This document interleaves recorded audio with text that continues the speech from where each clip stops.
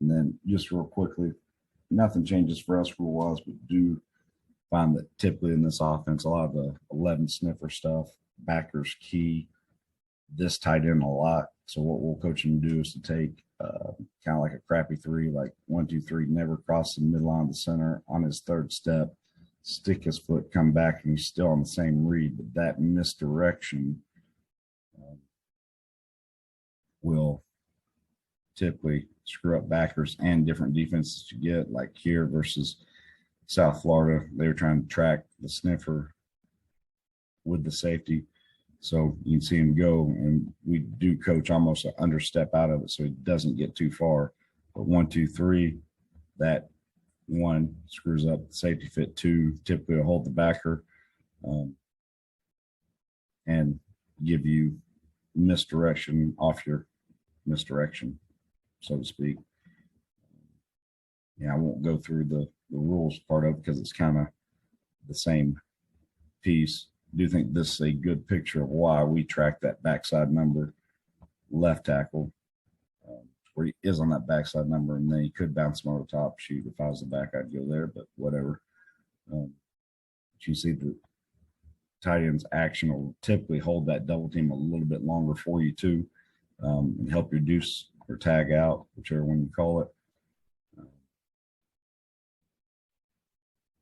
Again, I'm going to just show some clips of it because they're really good, and what you can do backside helps at the backs over here, but also what the tight end does and what it does to my man here on the deuce where he's misfitting. And really my young buck tackle was off in the fact that he's going too far chasing the hip on the shuffle. It gives him enough time that, man, he can still get back up, latch on, make the block last, and we can get out. But that misdirection by the tight end really changes it for us. Even here, we're so jacked up on the deuce. But what it does to the play side backer, that you're running counter to the right, and he gets influenced so far back over to the left, the backers actually end up stacking, running into each other. Again, don't mind the deuce. Is a good picture on the back, like that same little stunt, the center feeling, going and fighting, trying to win. Kind of that same clip from Missouri. Let's see. Last 2 minutes, if there was anything in here. Is again, tempo-wise,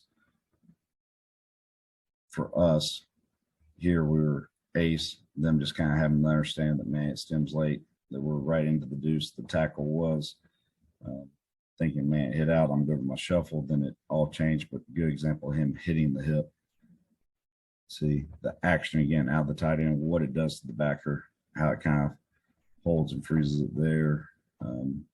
Probably the best example, 4 down again, not ever sticking anything out of the play side tackle. That you're running counter to the left, you get the misdirection, helps even in the pressure. Safety misfit, you can see 7 working the wrong way, even with a puller to him. The tackle doing a great job. It hits out, staying on my track. He's thinking, man, we're deuce to this second backer, but it hits out. Guard has a chance to climb and get there, so I would actually climb to this first backer. Once he fires his gun, sticks in the A gap, I would now track to the second, but he just keeps on rolling on his path,